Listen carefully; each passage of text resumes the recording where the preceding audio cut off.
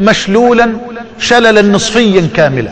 هذا رجل من الله عز وجل عليه بالأموال، سافر إلى هنا وإلى هناك وإلى هنالك من أجل الشفاء، ولم يقدر رب الأرض والسماء له الشفاء. وبعدين جلس مع أولاده في يوم من الأيام وقال لهم: يا أولاد. قالوا: نعم يا أبوي. قال: أنا عاوز أروح لملك الملوك بيته واسأله هناك. قالوا: ملك الملوك في إيه؟ استوعبوش.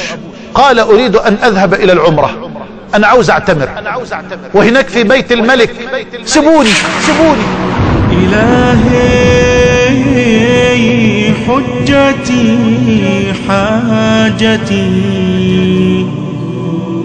وعدتي فاقتي فارحم. وقدر الله جل وعلا وحملوا والدهم إلى بيت الله الحرام. يقسم لي بالله والله يا شيخ قعدوني على الكرسي، راجل مشلول قعدوني على الكرسي. قلت لهم: نزلوني بقى تحت كده عند ايه يعني صحن الطواف، ابقى قريب شويه من الكعبه، يعني بعيد عن طواف الطائفين، لا زدت عليها ولا نقصت. فنزلوه. يقول لي: والله يا شيخ ساعه ونص لا ادعو الله الا بدعوه واحده، دعوه واحده فقط. وبقول لربنا معلش سامحوني، بقول لربنا: والله ما انا خارج من بيتك الا على رجلي او على المقابر، والله ما انا طالع من بيتك الا على رجلي او على المقابر، والله ما انا طالع من بيتك الا على رجلي او على المقابر. يا تشفيني هنا في بيتك يا تطلعني على المقبرة، تقبضني اليك هنا.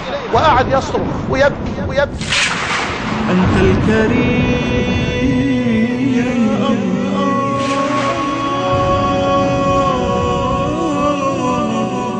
أنت الحليم.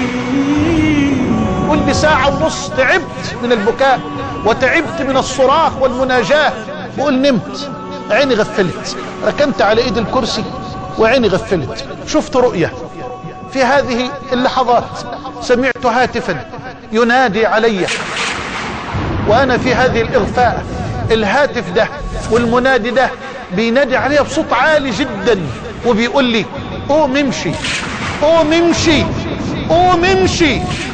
بقول استيقظت من النوم وانا ناسي ان انا مشلول.